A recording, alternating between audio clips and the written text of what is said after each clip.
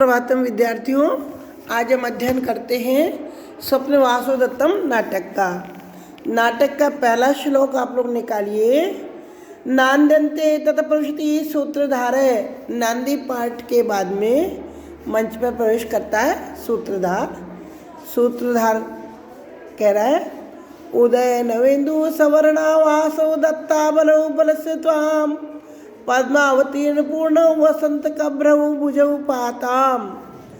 अर्थात नवोदित चंद्र के समान उज्ज्वल, अपनी प्रिय पत्नी रेवती को मद्य पिलाने वाली अथवा मद्यपान के कारण सबल कांति से परिपूर्ण और वसंत ऋतु के समान सुंदर बलराम की भुजाएं आप दर्शकों की रक्षा करें, पुस्तक पढ़ने वालों की भी रक्षा करें।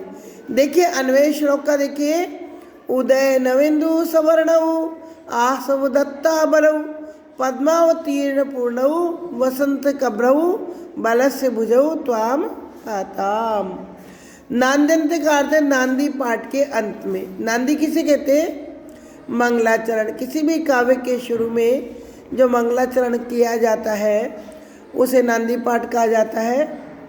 इसमें देखिए तो किसी देवता की स्तुति की जाती है अथवा नाटक या जो भी पुस्तक है उसके पात्रों का उसमें उल्लेख किया जाता है और किसी भी देवता से रक्षा की कामना की जाती है।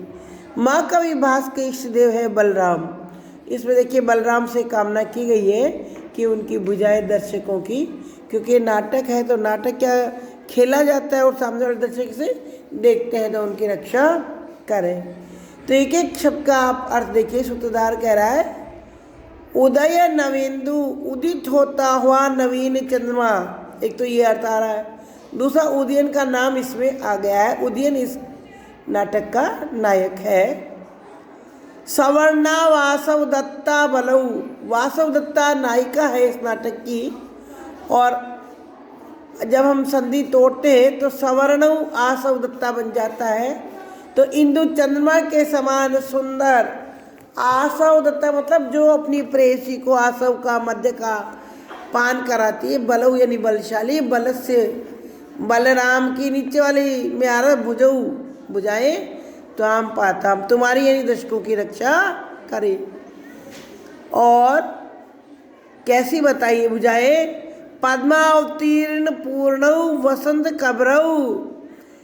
पद्म यानी कमल, कमलों के अवतीर्ण होने से कमल खिले हुए, इसलिए वसंत ऋतु के समान। कमल का मतलब है सुंदर मनोहर। कमल खिलने से जैसे वसंत ऋतु सुशोभित हो जाती है, इसी प्रकार पद्मावती इसकी उपनायिका है नाटक की। पद्मावती के आ जाने जो और सुंदर बन गया है। वसंत कभ्रौ वसंतक मित्र है राजा उदयन का और विदूषक का नाम है वसंतक।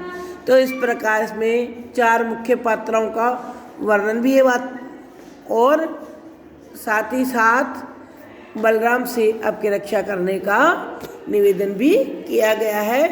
तो ये इसका मंगलाचरण है। इसके उपरांत अब द्वितीय श्लोक में आइए। देखिए पाठ्यक्रम में जो पुस्तक के इसके श्लोक हैं उनसे का आपसे अर्थ व्याख्या पूछी जाएगी और जो संवाद है उनमें से प्रश्न उत्तर पूछे जाएंगे।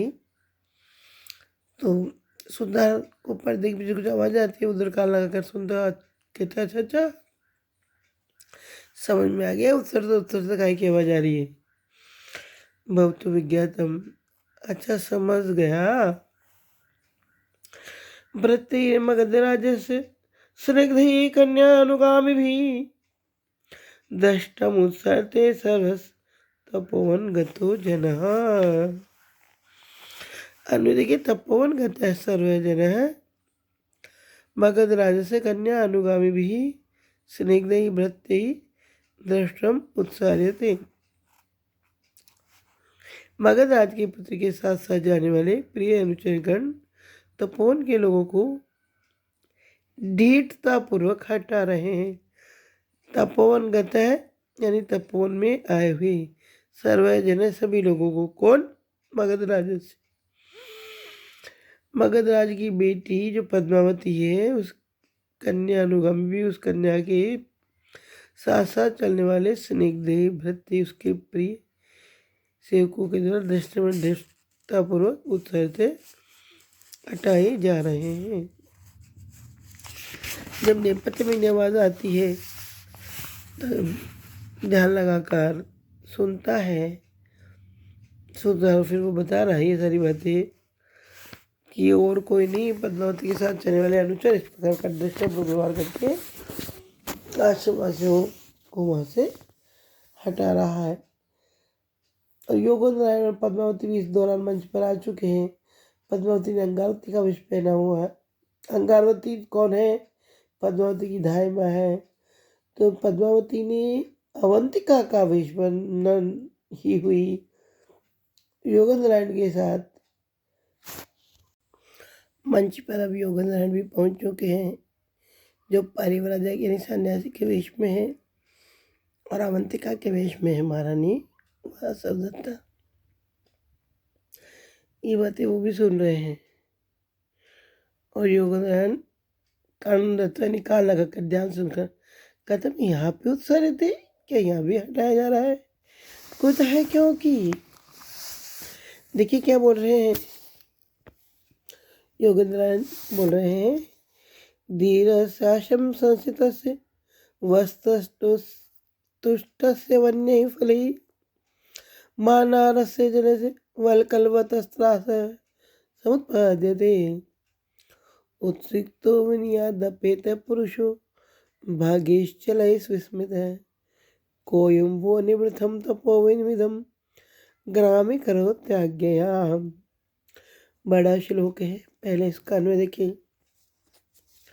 धीरस्य आशम संशितस्य वन्यैः फलैः तुष्टस्य वसतः महानारस्य वल्कलवतः जनस्य त्रासः समुत्पाद्यते भो अयं कः उत्सिकः चलैः भाग्यैः विस्मितः विनियात् अपेतः पुरुषः यह इदं निवृत्तं तपोवनम् आज्ञया ग्रामी करोति।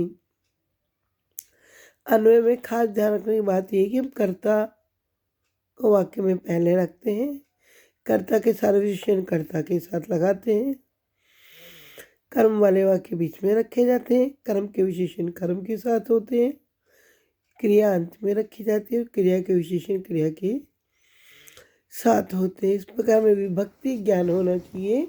एक विभक्ति वाले एक दूसरे के विशेषण ही होते हैं, क्योंकि अनुवाद के अपने नियम होते हैं, संस्कृत भाषा के अपने नियम है।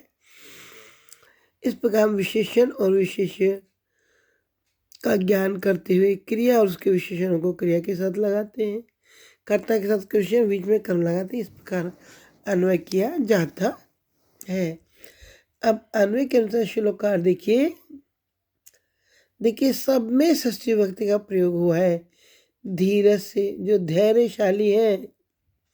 कैसे लोग? आश्रम संस्थित से, आश्रम में निवास करते हैं। वन्य फल ही तुष्ट से, वन के फलों से संतुष्ट रहते हैं।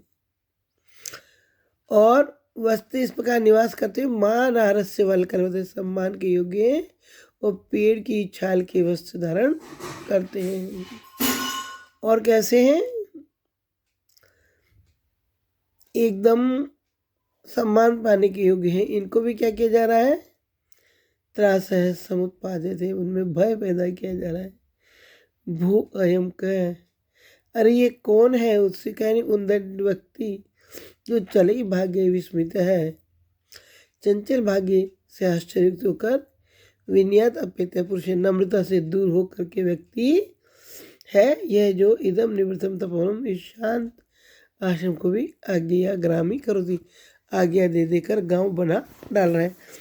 अरे गांव में राजाज्ञाएं शहरों में होती है, आश्रम में तो सब स्वतः ही अनुशासित रहते हैं। उनको भी यहाँ भाई युक्त किया जा रहा है। इस पद में ध्वनि निकलती है कि जिसके सेवक नम्रता से रहित है उसका स्वामी भी कैसा होगा? जैसा स्वामी वैसा सेवक। उद्धत नौकर अपने व्यवहार से अपनी स्वामी की भी उद्दंडता का परिचय देते हैं। इसलिए योग निर्धारण करें कि ऐसा कौन है। देखिए, जो धैर्यशाली है, आश्रम में ही निवास करते हैं, मन के फलों से संतुष्ट रहते हैं, वलकल वस्त्र पहनते हैं और सम्मान, क्योंकि उस आदमी को भी डराया जा रहा है। ओह, ये कौन ऐसा मदमस्त विनयहीन पुरुष है जो अपनी चंचल संपत्ति के कारण घमंड में चूर हो। इसे एकांत शांत तपोवन को अपनी आज्ञा से दूषित कर रहा है, आश्रमवासी ब्राह्मणों का आचरण कर रहा है।